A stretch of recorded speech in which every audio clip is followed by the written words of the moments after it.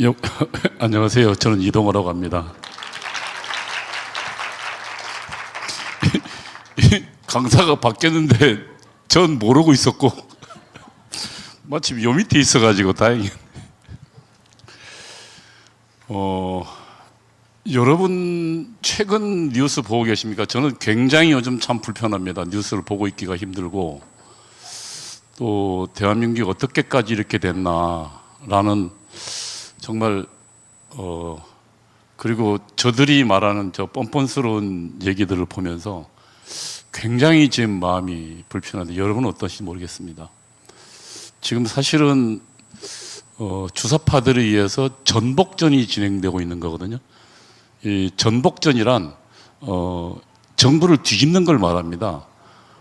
과거에는 총칼을 가지고 과거에 이제 주로 공산주의자들은 무력혁명입니다. 그러니까 저 같은 경우도 제가 80년대 학생운동 할 때 최종 목표는 결국은 총칼로 정권을 뒤집어 엎는 거였습니다. 그것을 우리는 혁명이라고 했고 무장투쟁이라고 그랬습니다. 그것을 준비하는 거였거든요. 그래서 광주에서 결국 무장투쟁을 벌였지만 광주에 1980년도에 광주에서 너무 국지적으로 광주만 일어나서 봉기가 실패했다. 그래서 앞으로 혁명은 전국 동시다발이다. 이렇게 계속 이야기하고 있었어요. 근데 이제 그 후에 지금 바뀐 게 뭐냐면 이제 무장 봉기는 좀 쉽지 않다. 그러면은 내부에서 뒤집는, 외부에서 뭔가 뒤집는 것보다는 내부에서 뒤집는 게 좋겠다. 6.25 전쟁 같은 경우가 어쨌든 무장을 동원해서 이 혁명을 통일을 시도했던 시도고 그 후에 이제 진지전이라 해가지고 진지를 만들어. 여러분 뭐 참호전 같은 거 참호에서 진지를 만드는 거 있잖아요. 그 포격이 올 때 진지에 구축해서 거기에 잘 숨어 있다가 나중에 여건이 유리해지면 나오는 걸 진지잖아요. 그런 이제 진지전 형식으로 왔었죠. 그래서 그 중에 가장 많이 진행되는 게 용어 혼란입니다. 용어. 여러분 지금 도대체 정의가 뭐라고 생각하십니까? 우리 자유민주주의를 여러분은 어떻게 생각하십니까? 자유민주주의란 도대체 뭡니까? 최민희가 말하는 거랑 지금 방송통신위원회 위원장이죠, 국회. 최민희 얘기랑 그들은 지금 뭐 이렇게 공영방송을 지금 윤석열 정부가 장악하려고 한다고 하고 있고, 그리고 이진수 위원회는 당신들이 이미 4년 전에 당신들이 그런 방송장을 시도하지 않았냐라고 정말 헷갈리는 두 가지 주제들이 있는데 여러분은 어떻게 생각하시고 여러분 주변들은 어떻게 생각하십니까? 아마 여러분들은 그래도 좀 사랑제일교회 나오는 사람은 대한민국 전체의 1%도 안 되는 사람들이니까 여러분 내용에 좀 주워서 얘기 들어서 알고 있을 겁니다. 그러나 정확하게 도대체 이게 뭘 이야기하는지가 알기 어려울 겁니다. 도대체 누구 말이 옳은 걸까요? 방송이란 뭐고 자유민주주의란 뭐고 지금 그리고 이 선출된 권력이라는 저 국회의원들은 도대체 뭘까요? 지금 고등학교, 중고등학교에서 우리가 지금 가장 중요하게 생각하고 있는 자유민주주의 시장경제에 대해서 가르치지 않고 있기 때문에 이런 혼란들이 있는 겁니다. 또 한편으로 여러분 교회에 대고 욕하는 사람들 많이 보셨을 겁니다. 도대체 교회가 뭐 하는 거냐, 뭐 지금 타락했다는 운동, 뭐 여러 온갖들 이야기들, 교회에 대한 뭐 정말 시간 많은 비난하는 걸 보셨을 겁니다. 그리고 엊그제인가요?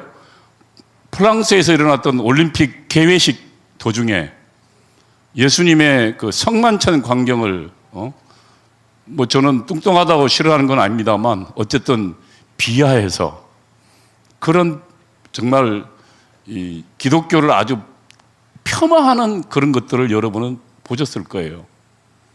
그러면서 지금 교회를 욕하는 게 뭔가 지식인인장하고 있는데 한국에 아무런 영향도 끼치지 않았다고 이야기하고 있는데 여러분은 어떻게 생각하십니까?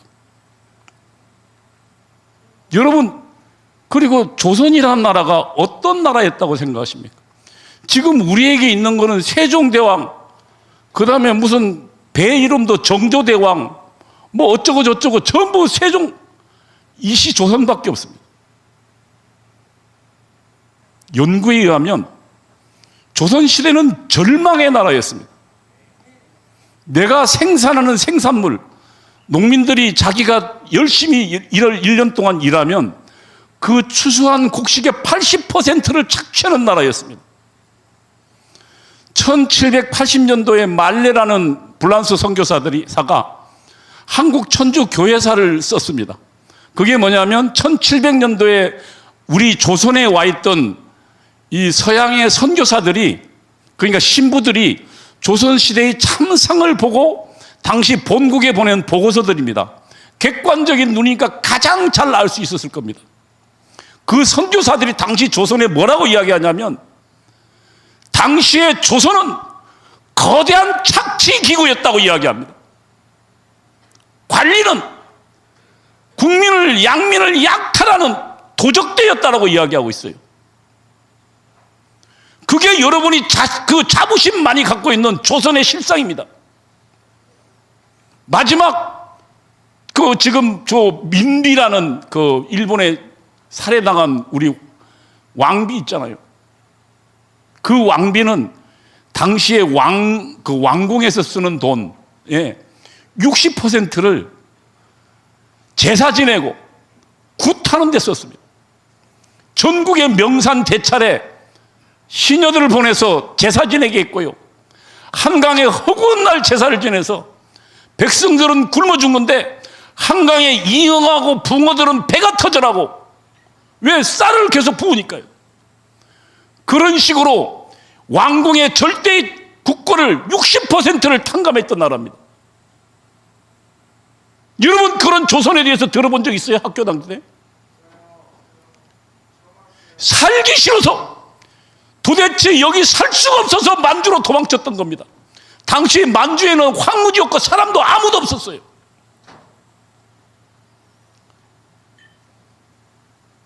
미국의 영국의 여행가가 당시에 조선과 만주를 같이 봤습니다. 그랬더만 조선은 더럽고, 당시 더럽다는 이야기는 어느 정도냐면 선교사들 기록에도 나와요. 이 당시 서울에는 왕궁 말고는 아무것도 없었어요. 그래서 거기에는 뭐가 있었냐면 거기에는 2층짜리 건물이 없었어요. 전부 초가집, 기와집, 얇은 거 막 전부 초가집들이었습니다. 그래서 그 초가집들에 사는 사람들이 위생은 어땠냐면, 선교사들 와니까 하루 자고니까 빈대가 온통 붙어가지고 살 수가 없었어요. 여러분 지금은 다 집에서 보지만 과거에 저희 때만 해도 서양식 수세식은 없었습니다. 그런데 그때 당시는 어땠냐면 아예 오물을 처리하는 시설도 없었어요. 그래서 그냥 밭에다 내다 버렸어요. 비만 오면 한양과 수도가 온통 오물바다였습니다. 한 번씩 지금처럼 장마가고 홍수가 가면 싹 쓸고 내려갔어요. 그게 우리가 자랑스러워하는 조선입니다. 자기 수입의 80%를 수탈당하고, 그리고 살 수가 없어서 도망쳐야 됐던 왕실은, 당시의 왕실들은 자신의 안녕을 위해서 내탕금, 왕궁에서 쓰는 비용의 60%를 무당 귀신 절하고 있었던 그런 나라였어요. 일제 패망할 때요, 우리는 일제 욕하는데 조선의 전체 군대가 얼마 정도 된다고 생각하십니까? 한 얼마 정도 있었을까요? 당시 일본은 30만, 그 후에 100만 대군이었습니다. 그리고 세계 최강의 무기로 일본군은 무장하고 있었어요. 러시아를 격파하고 청일전쟁 중국을 격파할 당시에요. 조선은 어땠을까요? 8,900명이 전체 병력이었습니다. 그러니까 중앙군, 지방군 다 합쳐서요. 좋습니다. 30만이라고 칩시다. 일본 군대에. 거기에 8,900명, 그중에 신식 소총으로 무장한 군대는 일개 중대도 안 됐죠. 100명도 안 됐어요. 나라가 망해야죠.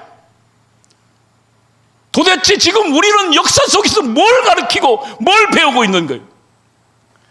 그 저주받은 나라, 사람이 살 수 없는 나라, 착취하는 나라가 조선이었고, 그 와중에 목숨 걸고 신문물을 가르쳐 준 것이 기독교였습니다. 우리 신앙의 선배 선교사들은, 언더우드 목사는 당시 최고의 부자 갑부의 아들이었어요. 25의 젊은 나이에 뉴욕 대학에, 지금 최고의 명문 대학에 졸업하고, 뉴 브런지 윅이라는 네덜란드 사람이 세운 신학교를 졸업하고, 뉴욕 최고의 교회도 갈 수 있음에도 불구하고 조선이라는 이 거지 같은 나라에 와서 목숨 걸고 4대에 걸쳐 충성했습니다. 청일전쟁이 벌어지자요, 양반들도 전염병이 퍼지니까 자기 아이들을 다 내다버렸습니다. 그때 선교사들이 와서요, 아이들을 하나씩 주워다가 길렀습니다. 당시에 여자들은 이름도 없었습니다. 어떻게 여자들 이름을 그냥 개똥이, 소똥이, 누구 엄마, 누구 아들 이렇게 불렀어요. 여자들은 교육도 없었어요. 이화학교가 어떻게 생겼냐? 여자 거지들을 불러 모아서 밥 먹이고 가르치기 시작했던 게 지금 이화여고고 이화여대입니다. 누가 했냐? 우리 신앙의 선배 선교사들이 한 겁니다. 그들이 그야말로 복음을 갖고 들어왔어요. 그리고 이 조선에 목숨 걸고 들어왔습니다. 그리고 이들이 뭘 가르쳤냐? 자유라는 개념을 가르쳤어요. 하나님이 당신을 사랑한다는 사실을 가르쳤어요. 당신은 하나님의 하나밖에 없는 위대한 생명체라는 것을 가르쳤어요. 그때 여자들에게 이름이 생겼고 인권이라는 게 생겼고요. 당시 천민에게 박봉축이라는 사람은 지금 그 숭익교회인가요? 우리 김학성 교수 다니던 오래된 교회였습니다. 그 교회에 최초의 장로 중에 한 명인데, 그 사람은 천민이었습니다. 당시 소 잡는 백정이라 그러죠. 그래서 그 천민들이 예배를 같이 드리기 시작했어요. 한글요? 선교사들이 와보니까 한글이라고 있었는데 아무도 쓰지 않았습니다. 맞춤법, 문법 아무것도 없었어요. 그래서 선교사들이 문법을 만들었어요. 그리고 왜냐하면 그걸로 성경을 가르쳐야 되니까. 그래서 한글로 문학이라는 게 생겨나기 시작합니다. 그래서 여러분 아시지만 주시경이나 이런 사람들 다 교회 출신입니다. 여러분, 선거는 언제 해봤겠습니까? 언더우드 목사가요, 우리 조선에 와서 장로들을 뽑는 선거를 합니다. 한 5년쯤 지나서요. 그때 선거란 걸 처음 해봅니다. 1948년도에 우리가 지금 최초의 선거를 했잖아요. 그전 선거는 어디에서 진행됐겠습니까? 교회에서요. 배우는 것, 정치 배우는 것, 선거하는 것, 그리고 중요한 인권 사상, 그 다음에 병자를 가르치는 것, 한글, 전부 교회가 하고 우리 신앙의 선배들이 이 땅에 물려준 위대한 유산입니다. 그런데 우리 선배들은 이거를 안 가르쳤어요. 한국의 민주주의는 더군다나 대한민국이라는 자유민주 정체는 기독교 없이는 절대로 생각할 수 없는 나라였어요. 아무것도 없는, 우리가 1945년도 해방될 때요, 남 놓고 기억자 모르는 사람이 80%였습니다, 여러분. 이승만 대통령이 돌아가시던 해에 한국의 대학 진학률이 영국을 능가하기 시작했습니다. 이승만 대통령은 아시다시피 세계 최고의 학벌입니다. 조지 워싱턴, 하버드, 프린스턴, 지금도 세계 인류들입니다.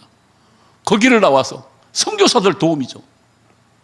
그 사람이 미국의 민주정을 배우고 그리고 기독교 나라를 만들어야겠다는 꿈을 가지고 그 나이 70에 다시 이 한반도에 와서 조선을 만듭니다. 그것이 오늘날 여러분들이 지금 꿈꾸는, 여러분들이 누리는 자유고 여러분이 누리는 풍요들입니다. 그런데 지금 이 자유와 풍요가 우리 교회 기독교 이들의 목숨 건 신앙과 포교와 이들의 목숨 건 교육과 헌신 누리기 위해서 진행됐는데 우리는 지금 사회 전체에 폄하당하고 있습니다. 여러분 책임은 아닙니다. 그러나 알아야 될 책임은 있습니다. 우리 인간은 어떤 존재입니까? 매우 부족한 존재입니다. 사람은요, 실험할 수 없습니다. 여러분, 자연과학은 실험할 수 있죠. 그래서 지식은 두 가지 지식으로 클레이 브린턴이라는 미국의 서양 사상가는 이야기했습니다. 두 가지 지식이 있다. 하나는 누적되는 지식이 있다. 누적적 지식이라고 그럽니다. 그 무슨 말이냐면 여러분 자연과학은 어떻습니까? 실험을 통해서 하나가 발견되면 계속 우리 지식이 쌓이잖아요. 그래서 우리는 지금 오늘날 굉장히 많이 알아갑니다. 지금 지구는 둥글고 그 다음에 우리가 만유인류 법칙이 어떻고 그 다음에 에너지 법칙이 어떻고 그 다음에 우리는 왜 비가 오고 비가 그치고 장마철이 왜 오고 하는 것들을 우리는 누적적 지식 실험을 통해서 여전히 우리는 많이 알게 됐습니다. 우리 인체에 대해서도 많이 알게 됐죠. 그러나 사람에 관해서는 어떻습니까? 인간을 죽이고 실험할 수 있습니까? 없습니다. 사람은 그래서 사람에 관한 지식은 인간이 만들어낸 지식들은 대부분 비누적돼 쌓이지 않습니다. 그래서 돌고 돈다 그러죠. 계속 실수는 반복한다 그럽니다. 인간에 관한 지식들입니다. 그러면 이 반복되는 실수들을 인간은 어떻게 막을 수 있을까요? 그것이 바로 역사를 공부하는 일입니다. 우리는 역사를 통해서 우리 신앙의 선배들이 했던 일들을 기억하고 그들의 성공을 통해서 배우고 그들의 실패를 통해서 우리는 교훈을 삼는 겁니다. 역사를 공부하는 이유입니다. 우리는 역사를 통해서 배우지 않으면 어디서도 배울 수 없습니다. 여러분 성경에 보십시오. 출애굽하면서요. 성경에 하나님은 계속 우리에게 하나님 우리를 만드셨을 테니까 만드셨으니까 우리의 약점을 아시잖아요. 기념하고 가르치라 그럽니다. 가르치지 않으면 우리는 절대로 실수를 끊임없이 하는 존재니까요.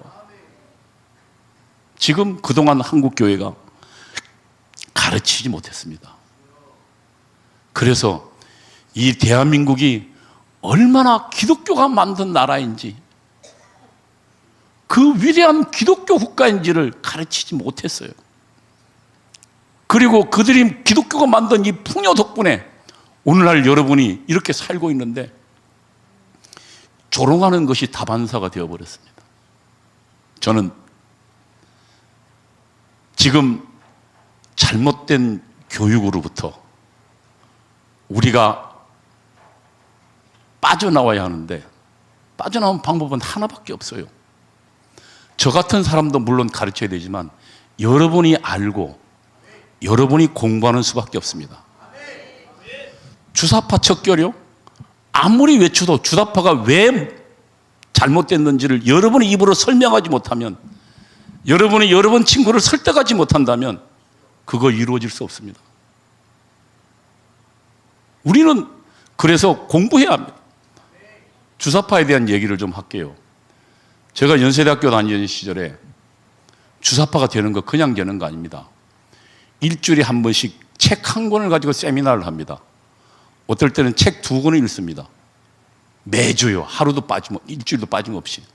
그리고 여름방학, 겨울방학이 되면 책 10권씩 들고요. 열흘간 합숙훈련을 합니다.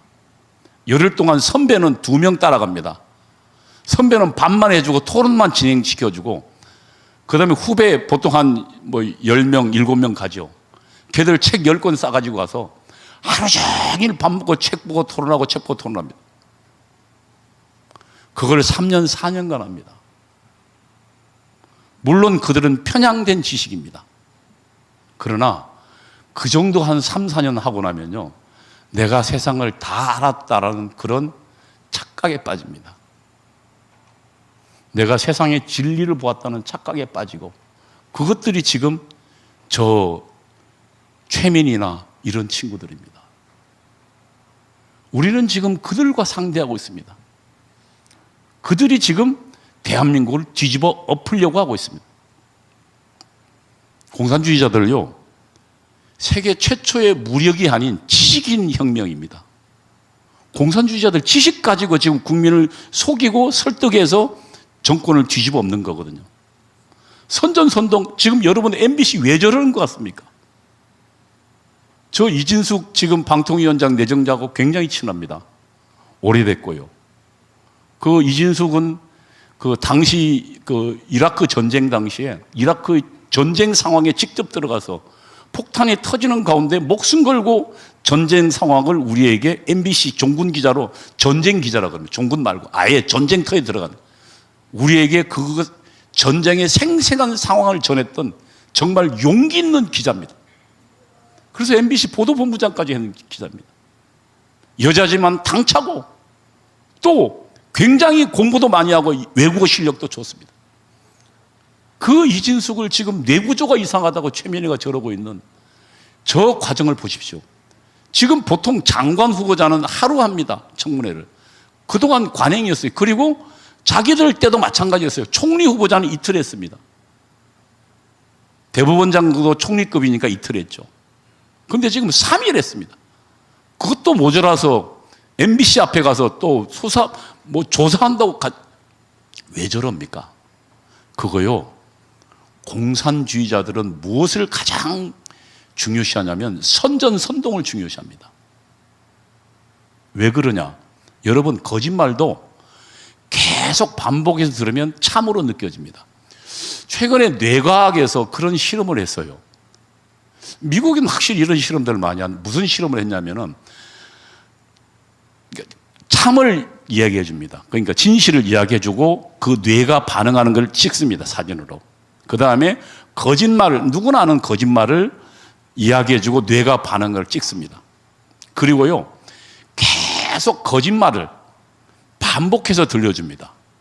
그리고 수차례 반복해 들려준 다음에 다시 뇌의 반응을 찍어보니까 놀랍게도요, 우리 인간이 참을 들었을 때, 진실을 들었을 때의 뇌의 반응과 비슷해지는 겁니다. 반복된 거짓말은 사람들을 진실로 여겨집니다. 그래서 광우병 때 여러분 보세요. 지금은 광우병 아무도 안 믿습니다. 그때 청소년들이 뭐라고 나왔습니까? 뇌송송 구멍탁, 뇌가 뚫려가지고 죽는다.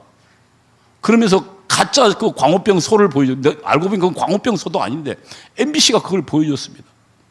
그리고 온 어린아이들이 광화문에 나와가지고 난 죽기 싫어요 외쳤죠. 그 거짓말을 진실로 믿게 된 겁니다. 공산주의자들은 그 거짓말에 능숙합니다.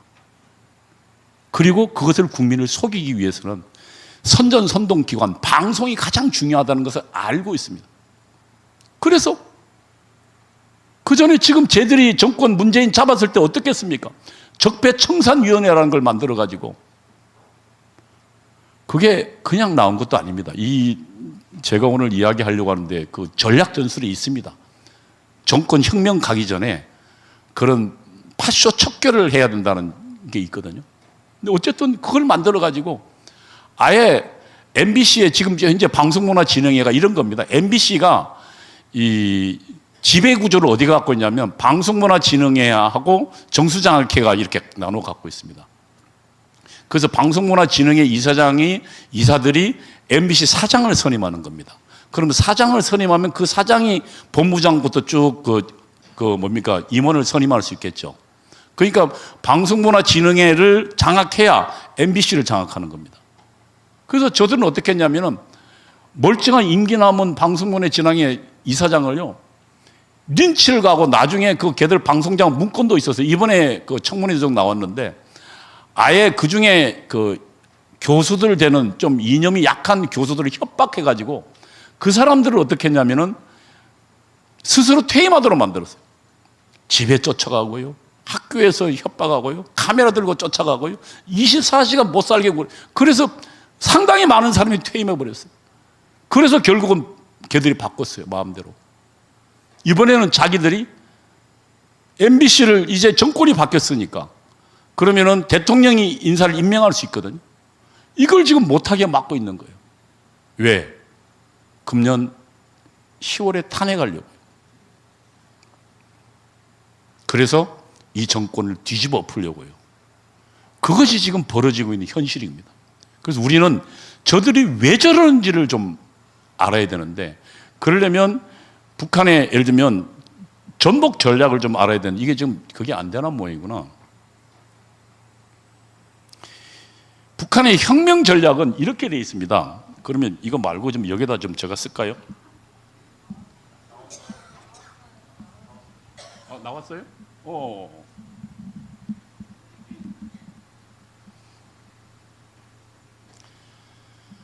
북한의 혁명 전략을 한마디로 얘기하면 민족해방 민주주의 혁명론입니다. 이게 있어요. 근데 일반 사람들은 잘 몰라요. 그러니까 적어도 핵심에 들어가면 그 북한 김일성이 교시한 혁명론을 배웁니다. 그리고 혁명론에 입각해서 저런 그러니까 혁명을 기획하게 되죠. 이게 지금 민족해방 민주주의 혁명론입니다. 근데 그 중에서 보면은 대남은 한반도를 그러니까 남한을 말합니다. 한국 3대 투쟁 과제가 나옵니다. 이 혁명 전략 안에 그게 자주민주통일입니다. 여러분 지금 거기에 들어가 보세요. 민노총 사이트에 들어가면 아주 주구장창 나오는 게 자주민주통일입니다. 그 자주는 반미 자주입니다. 미국을 몰아내라는 말이죠. 그 다음에 민주는 이게 지금 이제 사실은 여러분 민주주의는 어떤 걸 말할까요? 민주주의가 뭐예요? 다수가 통치하는 걸 말합니다. 거기에 이념이 없습니다. 데모스, 대중이, 클라시 통치하는 걸 말해요. 민주주의는 다른 거 아니에요. 민주정이에요. 그래서 다수가 통치하자. 그러면 자유주의는 뭔가요? 정부는 국민의 자유와 재산권을 침해해서는 안 된다는 사상이에요. 그래서 정부는 제한되어져야 한다. 왜냐하면 자칫하면 그 권력으로 개인을 압박할 수 있으니까. 미국의 그 수정헌법이라고 있습니다. 맨 처음에 만드는 헌법 말고 수정헌법, 그게 권리장전이라는데 거기에 미국 수정헌법에 뭐 생명권, 재산권들이 다 보장돼. 근데 수정헌법 2조에 뭐가 있는 줄 알아요? 무기 소지에 대한 것을 구별해 놨습니다. 왜요?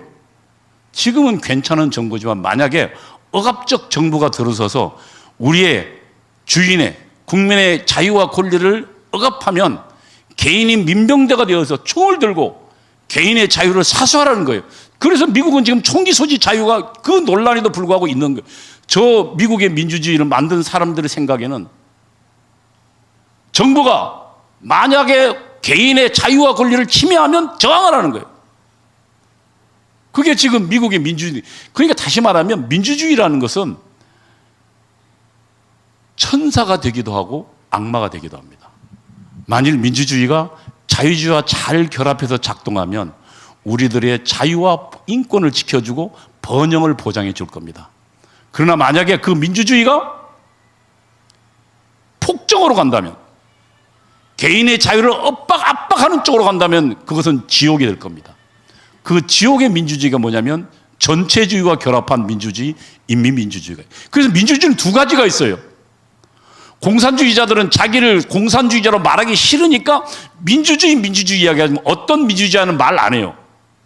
그러니까 자유주의와 결합한, 정부의 권력은 제한되어야 한다는 사상과 결합한 민주주의가 뭐라고요? 자유민주주의입니다. 그 다음에 그래서 회칭 민주공화국이라 그러죠. 그러면은 전체주의, 다시 말하면 일사불란한 수령과 그 하나의 사상으로 하나의 생각으로 통일되어야 한다는 걸 강조하는 전체적 결합한 민주주의가 인민민주주의입니다. 그래서 지금 우리는 이 민주주의 개념을 정확하게 알아야 돼요. 여기서 말하는 민주는 뭐냐면 인민민주를 말합니다. 공산주의자들은 이 말 속에 여러 가지를 숨겨놨기 때문에 여러분이 똑똑하고 해설할 줄 알아야 돼요. 그 다음에 통일은 뭘까요? 연방제 통일입니다. 최근에 뭐 김정은이 포기했다 그러는데 그건 아닙니다. 그건 지금 워낙 이 북한에 대한민국의 이 K-팝이든 이 문물들이 들어가니까 일시적으로 차단하기 위해서 그죠. 연방제 통일. 그래서 여러분 주한미군 철수가 뭘까요? 반미 자주화 투쟁. 끊임없이 주한미군 철수, 그 이재명도 이야기하잖아요. 여기에 그 북한의 혁명론에 나와 있는 얘기입니다. 그 다음에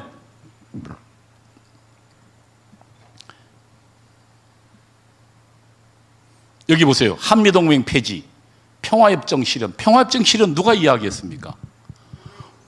김대중만 했습니까? 문재인 대통령이 직접 유엔 가서 이야기했습니다. 우리 대한민국 대통령이요.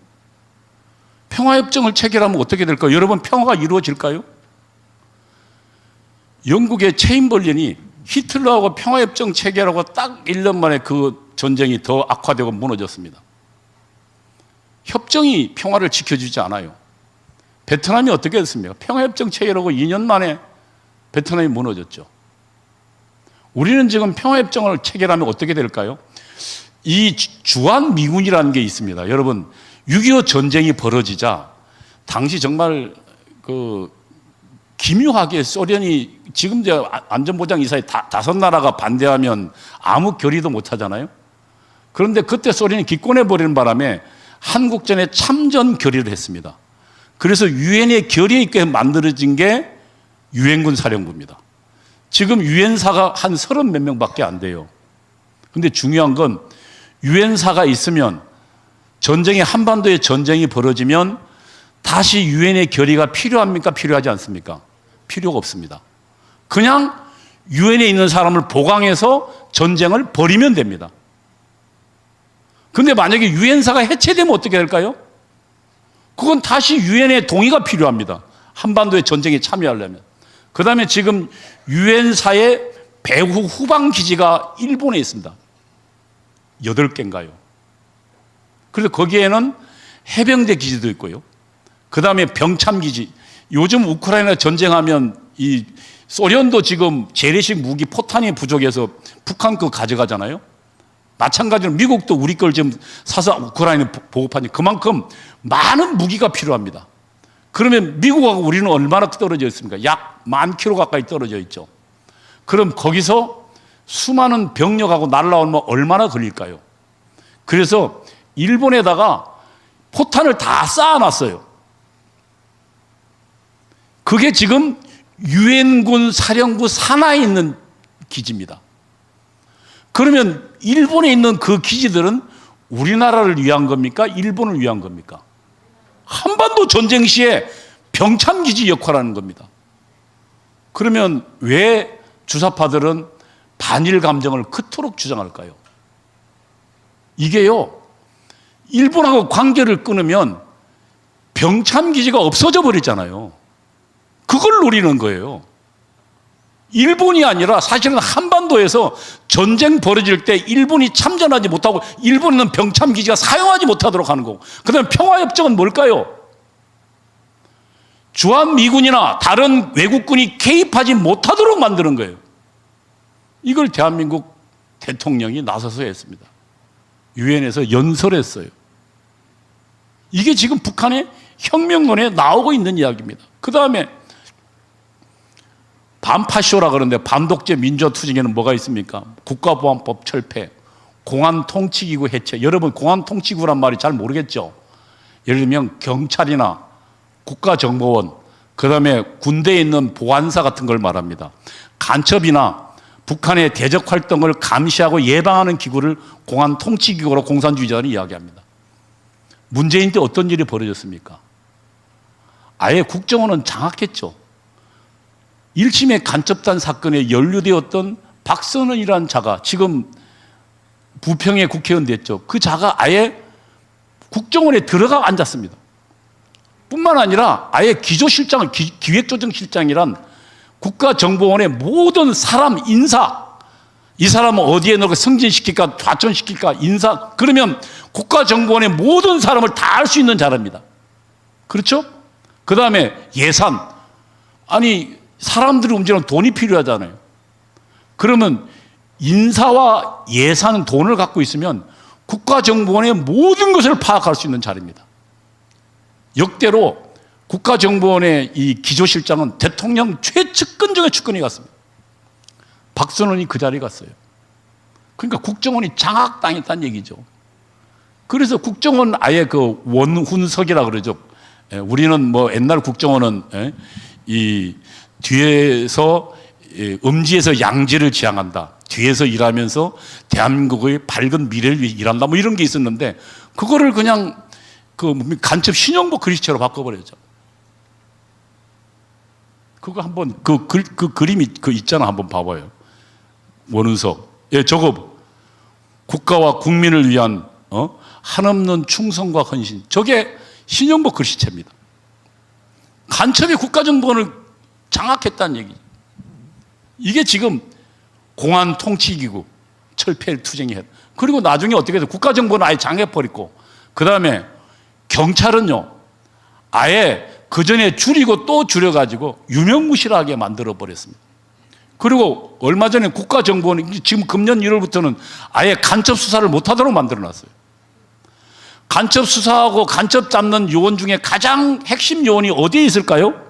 국가정보원에 있어요. 그거를 수사를 못하게 하면 누가 좋을까요? 대한민국인가요? 북한입니다. 이게 간첩질이 아니고 뭡니까? 이게 지금 여기에 북한의 전략전술론에 나와 있습니다. 공안 통치기구를 해체하라고. 그 다음에 또 뭐 있습니까? 군대에 남아있던 보안사령부요. 국군 보안사. 이게 군대 내에 있는 간첩 침투 공작을 막는 부서였거든요. 우선 이서를 해체시켜버렸어요. 그래서 수십 년간 그 중에 가장 중요한 건 방첩 부대에 있던 수사요원들입니다. 이 사람들이 주로 이제 군무원이거나 아니면은 그 장교 말고, 장교든 돌아가니까 하사관부터 해서 상사, 원사까지 간 사람들, 이 사람들이 그런 부서에 수십 년씩 일하거든요. 이 사람들을 해체시켜 버렸습니다. 그리고 어디로 보냈냐면 각 일선 부서로 보내버렸어요. 이게 간첩질이에요. 이게 그리고 북한의 혁명론에서 지시한 일들입니다. 그 다음에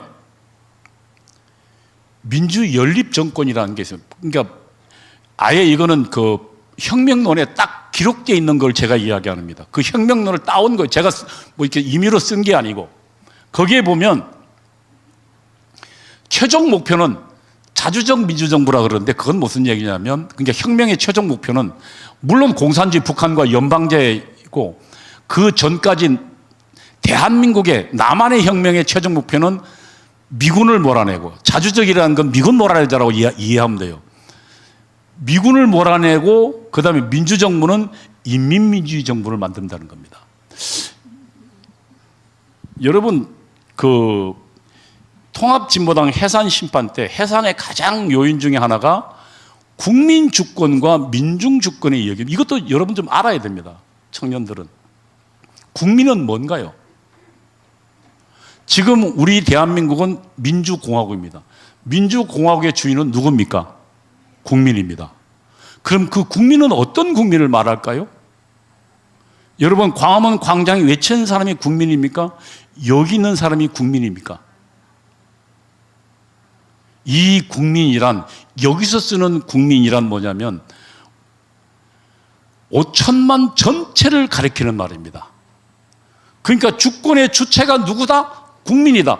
왕이 아니고 귀족이 아니고 국민이라는 것을 주권의, 그러니까 우리의 주권의 주체가 어디서 나온다를 가리키는 추상적 용어이고 집합적 용어입니다. 그런데 만약에 광화문에 나와서 우리가 국민이다 하고 참칭하는 순간 그 민주공화국은 그것은 깨어지는 거고 국민을 기망하는 것입니다. 이것도 사실은 그 대한민국 민주공화국에다 쟤들 그 노래 만들어가지고 우리가 명령하니까 우리가 주권자를 명령할 거짓말이에요. 그러면은 어린아이도 있고, 그 다음에 또 말 못하는 사람도 있고, 보지 못하는 사람도 있어요. 그 사람도 다 국민들입니다. 5천만 전체 권력의 원천이 뭐라는 걸 가리키는 걸 국민. 그래서 아무도 배제하면 안 됩니다. 그럼 민중주권은 뭘까요? 저들이 말하는 민중주권은요.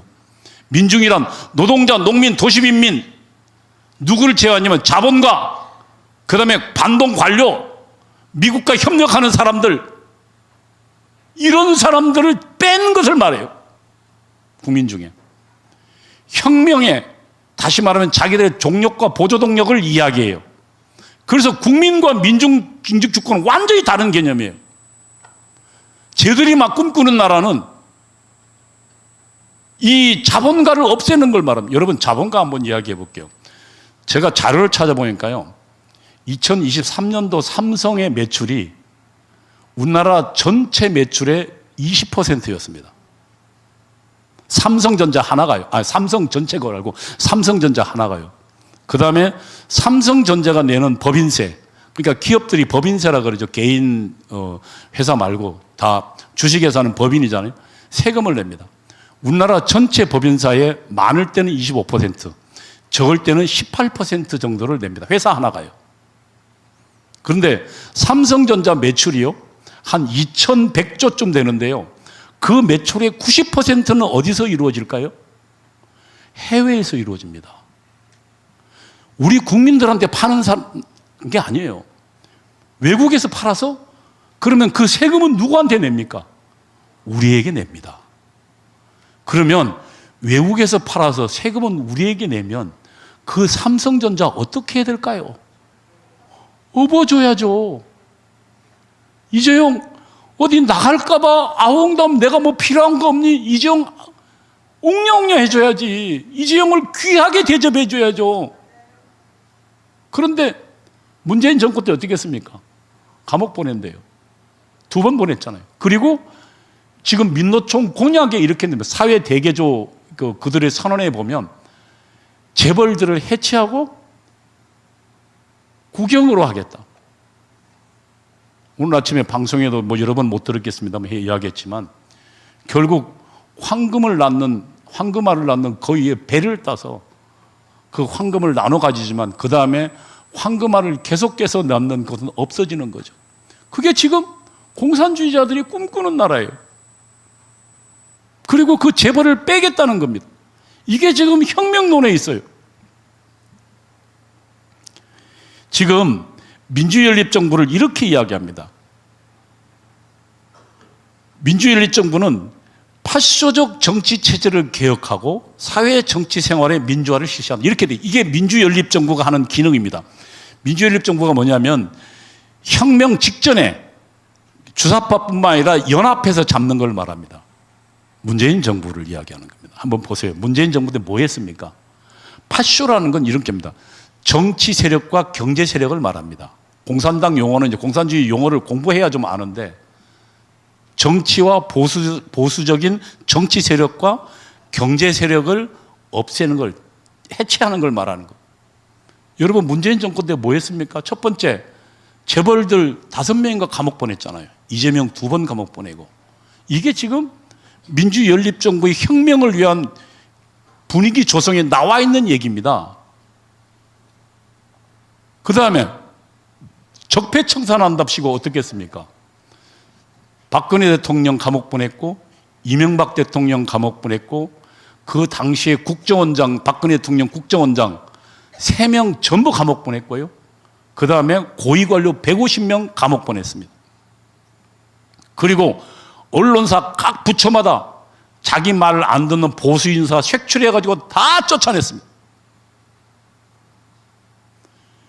여기에 있어요. 여기에 지금 이 내용을 보면 민주연립정부의 기능이 뭐냐면 파쇼적 정치체제를 개혁한다. 보수의 정치 세력과 보수의 경제적 기반인 대기업들을 없앤다는 겁니다. 그게 문재인 정권이었습니다.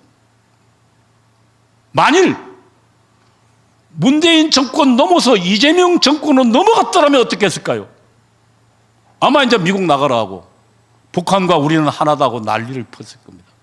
우리 국민들은 꼼짝없이 당했을 겁니다. 근데 여기 계신 여러분, 사랑제일교회가 얼마나 위대한 일을 한 줄 아십니까? 2019년도에 그때 지금 국민의힘 국회의원들은 전부 고개 안 쳐들고 그냥 흑하고 일심동체가 돼 있었어요. 그때 정광훈 목사님 고개를 들었죠. 문재인 정권 저거 탄핵해야 된다고 전국을 돌면서 외쳤죠. 7가지 탄핵 이야기를 하면서요. 그리고 그것이 국민을 일깨웠고 가장 유력한 대권 주자인 조국을 낙마시켰죠. 여러분, 조국 이번에도 나오니까 내가 보니까 그 40대 50대 여자들이 아주 그냥 난리더라고. 왜냐하면 조국이 우선 키도 크고 잘생겼습니다. 그리고 목소리도 꽤 괜찮아요. 나보다는 아니지만. 왜 뭐 불만 있어요? 그리고 조국이 서울대 나왔잖아요. 법대 나오고. 그리고 가장 중요한 건 부산 출신이에요. 보수의 기반 영남을 나눠 먹을 수 있는 존재예요. 지난번 만약에 이재명이 아니고 조국이 대통령 후보였다고 한번 생각해 보세요. 상처받지 않고 우리 2019년도 광화문 혁명 때문에 물러나지 않았다고 얘가 대통령 후보가 됐다고 생각해 보세요. 우리 지금 몇만 표 차이로 24만 표인가요? 어땠을까요? 조국이 나왔으면.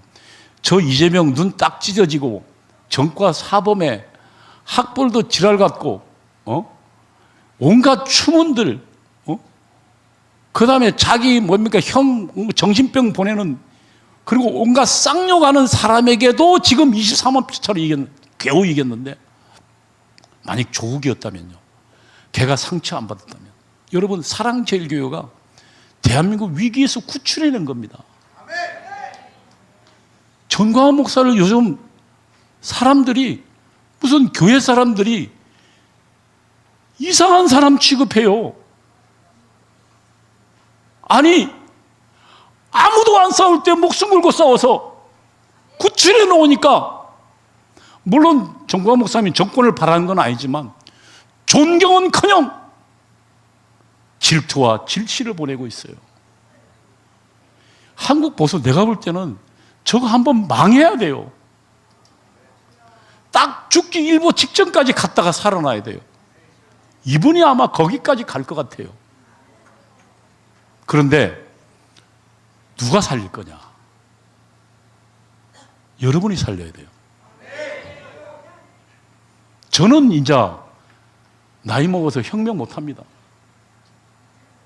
물론 하나님이 죽으라면 죽을 수는 있겠지만 죽으려고 나서기가 참 어렵습니다. 그러나 여러분 때는 하나님의 명령하면 의로운 일하면 죽을 각오를 할 수 있을 겁니다. 근데 전제가 하나 있습니다. 여러분이 배우고 알아야 합니다. 주사파들이 혁명전작 알아야 돼요. 야 임마 너 지금 그 이야기를 요 이야기잖아 하고 이야기할 수 있어야 됩니다. 야 우리가 국민, 야 이 새끼야 국민 웃기는 소리 하지 마. 국민은 민중이 국민이 아니야. 우리나라 권력의 원천을 말하는 거야. 2019년도에 2018년도인가요? 저들 촛불혁명 한번 보세요. 촛불혁명 거기에 선언에 3월 1일자 3월 며칠인가요? 선언에 있습니다. 그 선언을 여러분이 읽어보고 여러분이 여러분 실력으로 왜 틀렸는지를 설명해 낼 수 있어야 됩니다. 공산주의가 그렇게 시작했습니다. 우리도 그렇게 시작해야 됩니다. 역사를 배워야 하고 역사를 알아야 합니다. 여러분 사랑제일교회는 이 공산혁명의 위기로부터 구출한 위대한 교회입니다. 그리고 정광훈 목사님은 우리 국민이 모두 잠자고 있을 때 목숨 걸고 싸워서 그 공산화 위기로부터 구출해낸 사람입니다. 여러분은 그 자부심 속에서 그 자부심을 갖고 살아야 된다고 생각하는데 여러분 어떻게 생각하세요? 이제 내가 보기에는 금년 10월이면 대회전이 벌어질 겁니다. 저들은 다시금, 왜냐하면 이재명이 지금 온갖 그 재판에 있어서 금년 10월에 아마 1심 판결이 나오기 시작합니다. 제가 보기에는 대한민국 그래도 이승만 대통령이 만들어 놓은 헌법 체계 때문에, 법률 체계 때문에 아무리 그래도 헌법을 뒤집지 않는 한 이재명이 빠져나오기 어렵습니다. 그럼 이재명은 자기가 빠져나온 길은 대한민국을 뒤집는 길밖에 없습니다. 그래서 아마 금년 10월에 거짓말들을 지어낼 겁니다. 최근에는 또 뭐 무슨 김건희 여사와 누가가 관련됐다는 인사에 개입했다는 얘기가 나올 거고, 제가 알기에는 윤석열 대통령에 대한 루머보다 사람들이 그 질투심을, 그러니까 그 앙심을 유발하는 게 가장 사람들이 쉽거든요. 그리고 강력하고요. 그 앙심의 대상이 누굴까요? 제가 보기에는 김건희 여사입니다. 왜냐하면 역대 영부인 치고 젊고, 그리고 또 좀 이쁘잖아요, 나름대로. 그리고 또 이 영어도 잘하고, 그리고 개인 비즈니스를 하던 대학원 나온 여자입니다.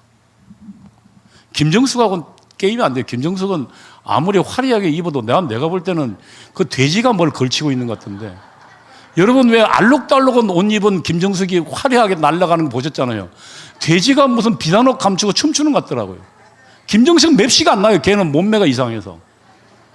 근데 지금 이 김건희 여사 같은 경우는 뭐 다른 정상하고 그 영부인들 갖다 내놔도 부족함이 없거든요. 그런데요, 또 그런 사람을 싫어하는 여자들이 많아요. 저 이쁜 것이, 나보다 돈도 많고, 대통령 영부인. 근데 여기다가 뭔가를 톡 떨어뜨리면, 거짓말을 떨어뜨리면 사람이 부르르 떱니다.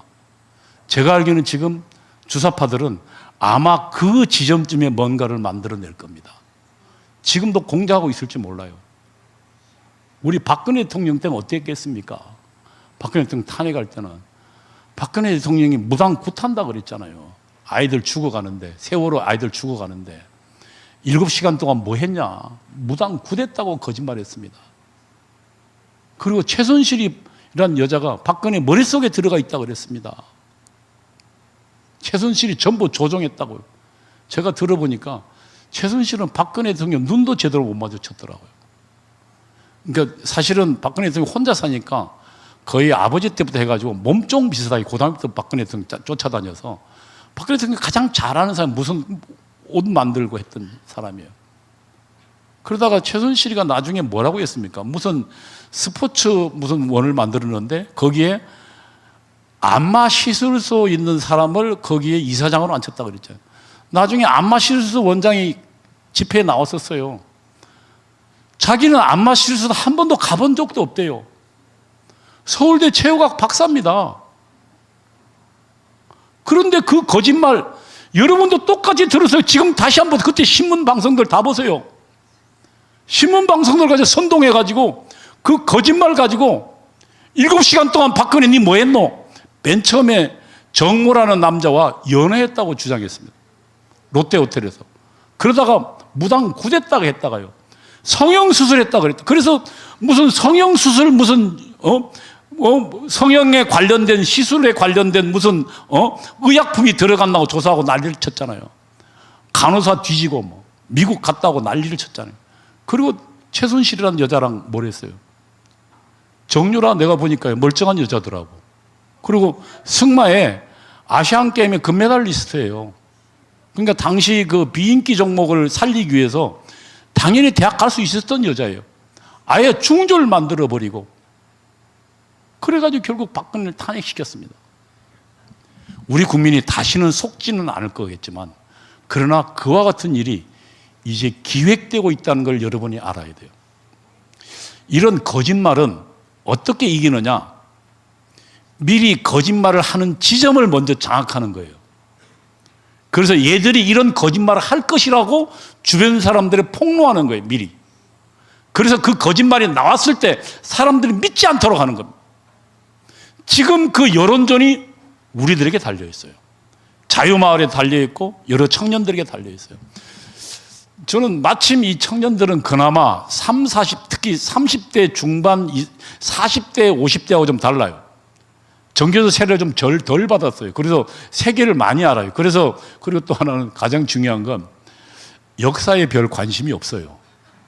예? 그래서 주사파들이 이야기하는 거짓 역사를 잘 몰라요. 관심도 없고. 그리고 이념 사상에 별로 관심이 없어요.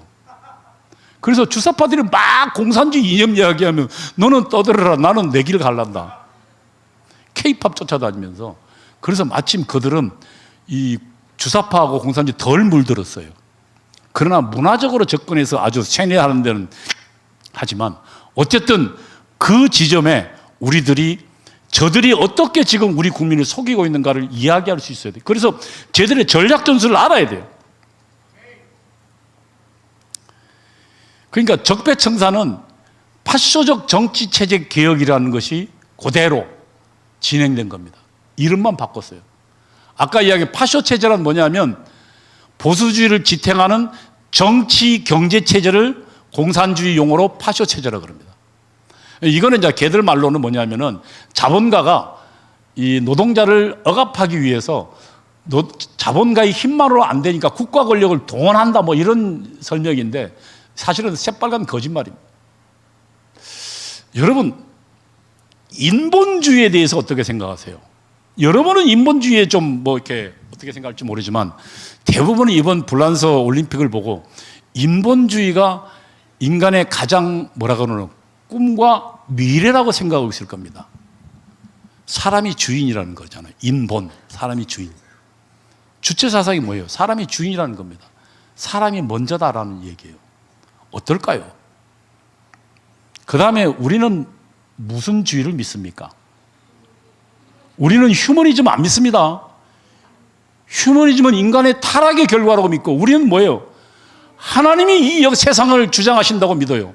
우리는 신본주의를 믿습니다. 타락한 인간은 결단코 이 세상을 개혁할 수 없고 이 세상을 아름답게 만들 수 없다는 것이 우리의 신앙 고백이. 여러분 어떻게 생각하십니까? 세상은 인간의 힘으로 이 세상에 유토피아를 건설하려고 하는 거짓 약속하는 사람들로 가득 차 있습니다. 그 정점에 공산주의가 있습니다. 저는 정광훈 목사님이 설교 중에요, 기가 막힌 것 중에 하나가 이 선악과를 2000년 이내 처음이에요. 6000년 처음이에요. 선악과를 여러분과 나는 어떻게 생각하고 있었습니까?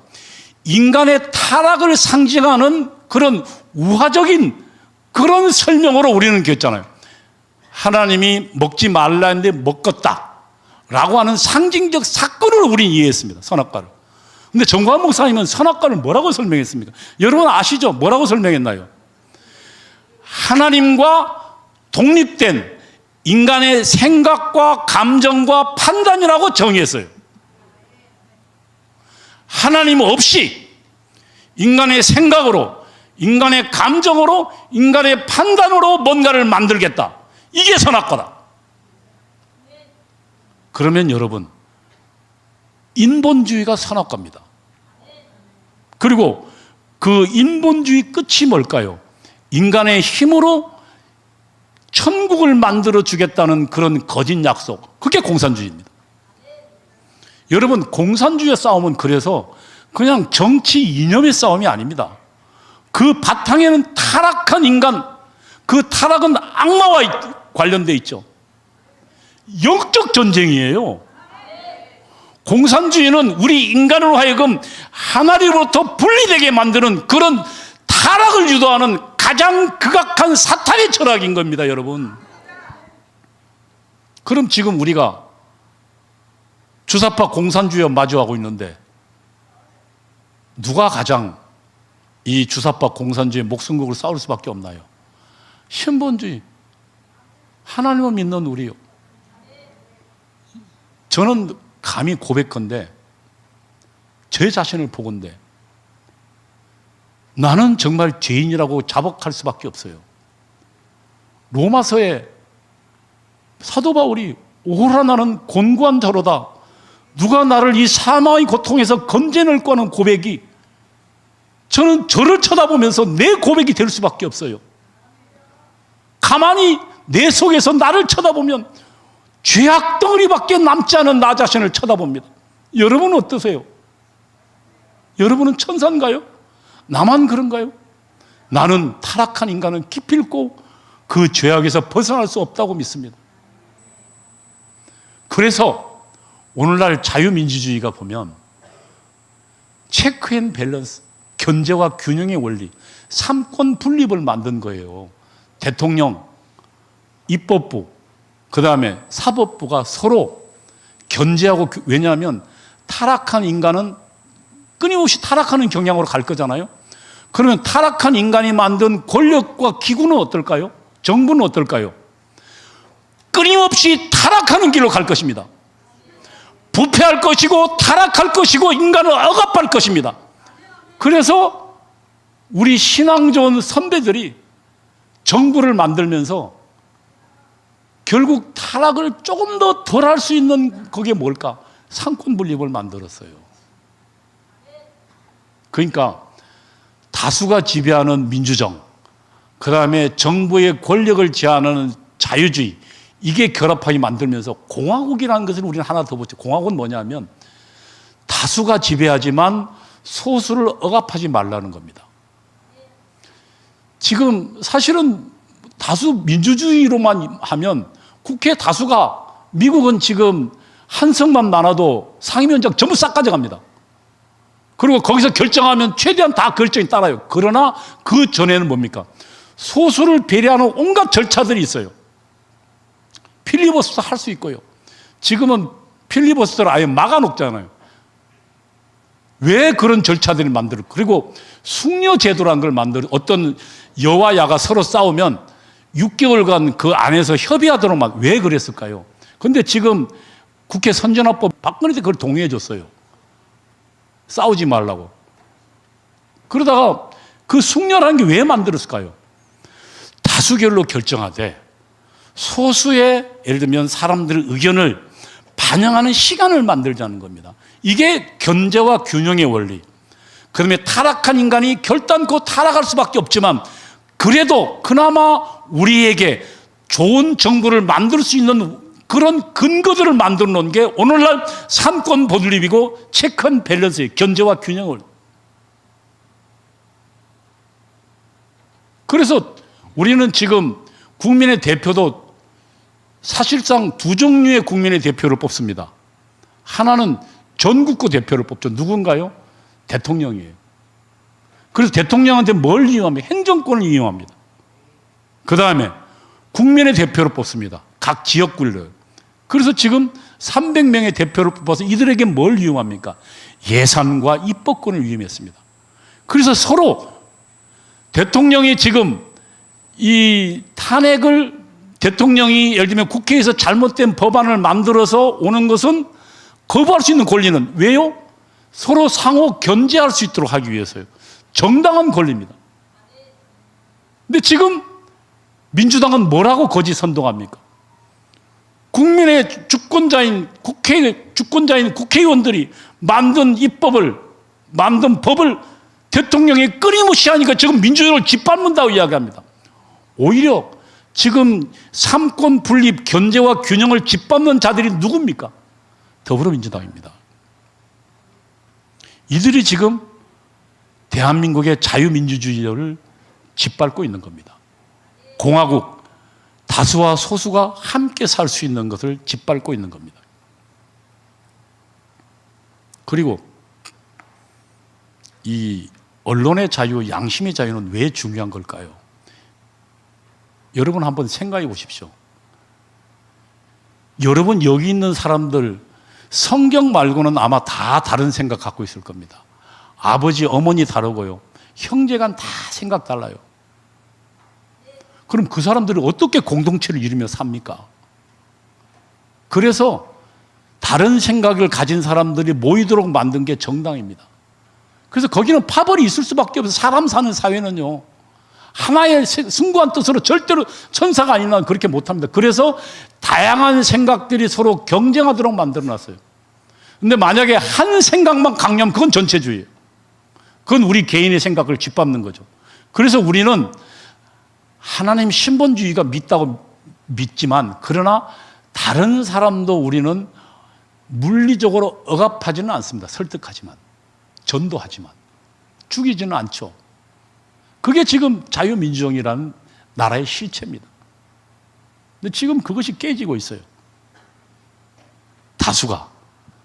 그래서 이건 여러분의 꼭 읽어봤으면 좋은 책 중에 하나가 미국의 민주주의라는 책이에요. 알렉스 토크빌이라는 사람이 쓴 책인데, 불란서 학자가, 불란서의 사상가인데, 이 사람이 미국에 가서 1년간 있으면서 미국의 민주주의를, 이 불란서는 사실은 피해 혁명이 있거든요. 100년간.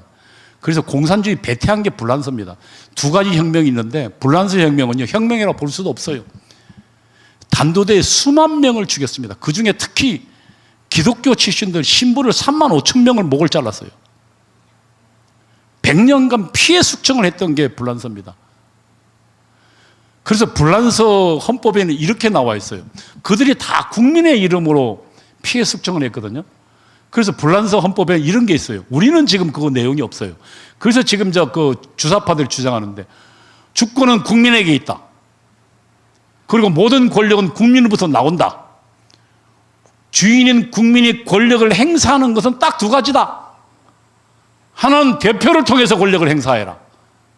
대표는 누구예요? 대통령이나 국회의원을 통해서, 그를 뽑는 선거를 통해서 주권을 행사하라. 또 하나는 헌법에 정해진 국민 투표에 의해서 권리를 행사하라.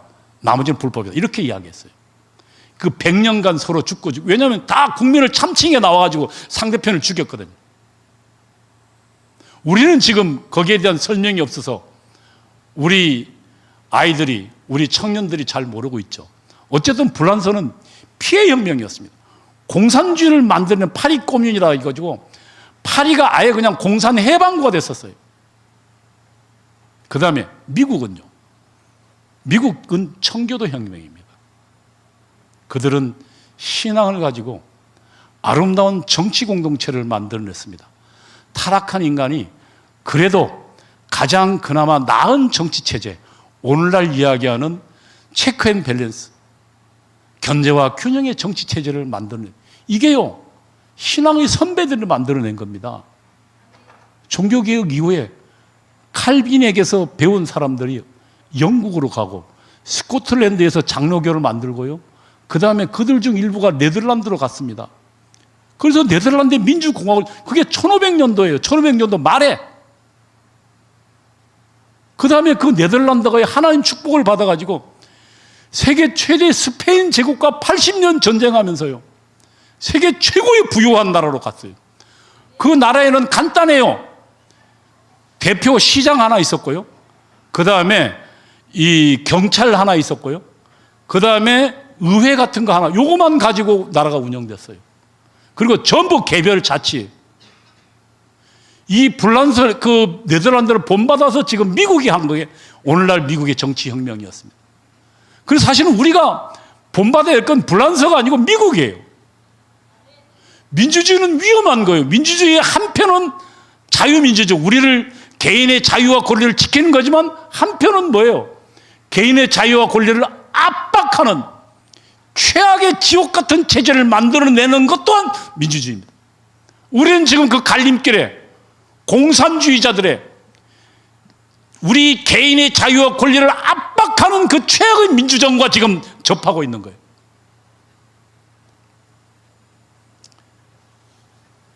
지금 현재 진행되고 있는 전국 상황은 그래서 그냥 단순한 그게 아니고 대한민국을 운명을 놓고 자유민주주의 국가를 지향하는 우리들과, 그리고 이 대한민국을 무너뜨리고 공산 전체주의로 가려는, 최악의 나라로 가려는 그 주사파 일당과의 물러설 수 없는 전쟁을 벌이고 있는 겁니다. 그리고 그 전쟁의 배후에는 영적인 전쟁을 벌이고 있는 겁니다. 오늘 여러분들이 이 자리에 계시고 하나님을 고백하는 것은 저 사악한 철학과 사악한 공산주의와 그리고 공산주의로 국민을 속이고 있는 저 사탄의 무리와의 영적 전쟁에 나서고 있는 여러분의 하나님의 전사라는 것을 분명히 각인하시기 바랍니다. 성경으로 무장하고 말씀으로 무장하고 성령으로 무장해서 여러분 이 지긋지긋한 사탄과의 전쟁을 반드시 이기는 저와 여러분 되시기를 축원드리겠습니다. 목사는 아니지만 마무리하라니까 이쯤에서 마치겠습니다. 저는 그래서 여러분이 기회만 있으면 좀 지도자란 누가 너 지도자라고 추앙해 주지 않습니다. 자기가 열심히 하다 보면 지도자가 되는 겁니다. 먼저 아는 사람이 지도자인 거예요. 여러분 친구 중에 여러분이 지도자입니다. 여러분이 공부하고 여러분이 하나하나 알아가면서 이 대한민국을 지키는 이 사랑제회가 그동안 사랑제일교회가 대한민국을 지켜왔듯이 여러분들이 앞으로 대한민국을 번영과 발전으로 이끌어 주시길 바랍니다. 감사합니다.